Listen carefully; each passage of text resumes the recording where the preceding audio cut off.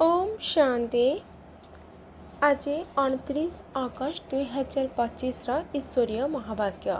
बाबा कहते मीठे बच्चे निजर सुरक्षा पाई विकार रूपी मायर पंजारू सर्वदा मुक्त होई रहिबाकु हेबो।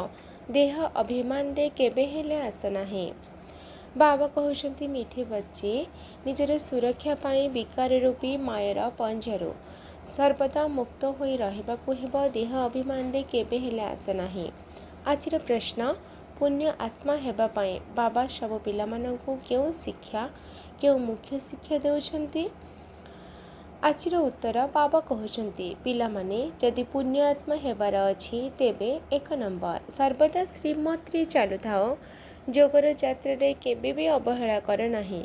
2 नंबर आत्मा अभिमानी हेबार पूरा पुरुषार्थ करी काम महाशत्रु उपरे विजय प्राप्त कर। पुण्य आत्मा होई एही दुखधामरु पारी करी सुखधाम को जीवा पाई एहा ही उपयुक्त समय।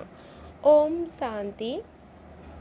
धारणा पाई मुख्य सार 1 नंबर निज घर एवं राजधानी को मने पकाई अपार खुशी रे रहिबाकु हेबो। सर्वदा एही कथा मने रहु जे एबे हमर यात्रा शेष होईछि। आमे निज घर को जाउछु पुणी राजधानी रे आसिबु। 2 नंबर आमे ब्रह्मांक द्वारा शिव बाबांक सहित हाथ मिलाउछु। सेही भगवान सेही बागवान अर्थात बगीचार मालिक आमको पतितरु पावन करुछंती। आमे एही पाठपढ़ा द्वारा स्वर्गर पाटराणी हेउछु। एही भाग्यर आंतरिक खुशी रे रहिबाकु हेबो। आजिर वरदान 3 प्रकारर विजयर पदक प्राप्त करुथिबा सदा विजयी आत्मा हुआ।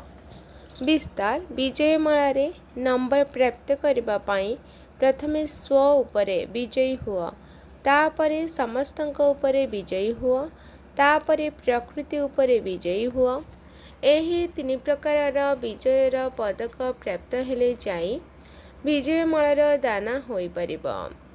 स्व उपरे विजयी हेबार अर्थ निजर व्यर्थ भाव स्वभाव को श्रेष्ठ भाव एवं शुभ भावना रे परिवर्तन करिबा। जिउ माने एही फली स्व उपरे विजयी होई थांती से माने अन्य मानक उपरे मध्य विजय प्राप्त करिनियंती। प्रकृति उपरे विजय प्राप्त करिबा अर्थ हेला वायुमंडल वातावरण एवं स्थूल प्रकृतिर समस्या गुड़िक उपरे विजयी हेबा। आजिर स्लोगान, निजर कर्मेंद्रिय मानक उपरे संपूर्ण राज्य करिबा वाला ही सच्चा राजयोगी अटंती।